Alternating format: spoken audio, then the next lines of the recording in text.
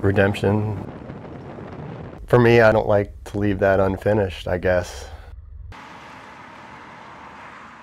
I don't like to fail at anything. It's Kona, so anybody who is an Ironman will tell you that that is the race. Everybody knows Kona. It's got the heat, it's got the hills, it's got the humidity, it's the World Championship. They're all hard, and all those other races were hard, but Kona is the one that I didn't finish, and it was captured for everybody, including myself, to see. I just feel like I have unfinished business that I personally have to try to take care of. So I've just kept myself ready since 2009. A lot of people don't even get one opportunity to go to Kona. I've been fortunate enough to get a second chance. When you arrive in Kona, for me, I was an inexperienced athlete, and it's an extremely intimidating environment. There are athletes everywhere who are in excellent shape, who have done numerous Ironmans. That day, I mean, I had a good night's sleep. I woke up, I got in the water, and I had a good swim. I was out of the water in about an hour and 20 minutes. It started on the bike. I started cramping and having problems. The wind and the heat eventually got to me at, you know, maybe mile 80, 90 in the hills. I finished the bike, began the run basically at night, and I was really the last person on the course. I remember there was this guy, Charlie, and he came up to me and he said, "Jason, my name is Charlie. I work for Ironman, and I'm the Ironman sweeper. My job is to make sure that everybody finishes, and you are the last person on this course with any opportunity to finish. But I need you to be at this place at a certain time or you're not going to finish." And that was really the last thing that I wanted to hear at that time, was to speed up or get going. I would see him periodically into the night. He would come up to me again. He'd say either, "Jason, you're doing really good. Things are going good. You're ahead of schedule." Or he would say, "Jason, I'm not going to BS you. You are in deep trouble. I need to see you at this next checkpoint at this certain time."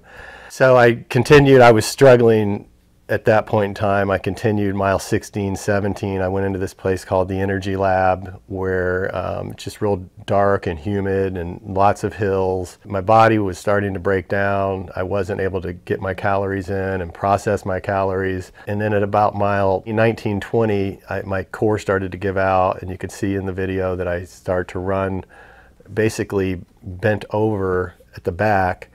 And even though my mind wanted to continue, my body just was not cooperating. So I just eventually, there were some people following me. I remember all types of things were happening. People were praying. I was the last person there with an opportunity to finish. So in particular, this one aid station and a lot of the volunteers, they just packed up their aid stations, and they saw that I was struggling, and they just started to follow me, just go with me. They just left everything where it was and just go with me towards the finish, or however far I was going to go. And they were just trying to encourage me, give me whatever I needed to try to finish. And you know, they were just as emotional as I was. I mean, I was just suffering at that point in time. You know, nobody likes to see anybody else suffer, and I think that it had an impact on them, and so they just, for whatever reason, wanted to follow me to see if I could finish. And eventually I could not. I mean, I just collapsed. I was not able to go any further. So I still keep in contact with the people in that aid station today, actually, and the same people will be working the aid station this year, 2015, so we'll see. When I'm running, or sometimes I'm just daydreaming, I visualize finishing. That's how I get through my training. That's how I get through a lot of things. So I always visualize myself coming down Alihi Drive and finishing the race, because for me it would close this chapter and I could kind of move on with another aspect of my life. So people support me, the community support me. I have a lot of training partners who have supported me. So I feel that I need to go out there and take care of what I left on the race course back in 2009. And there are no guarantees. Even though I can be in great shape, Kona has taken down people who are much better athletes than me.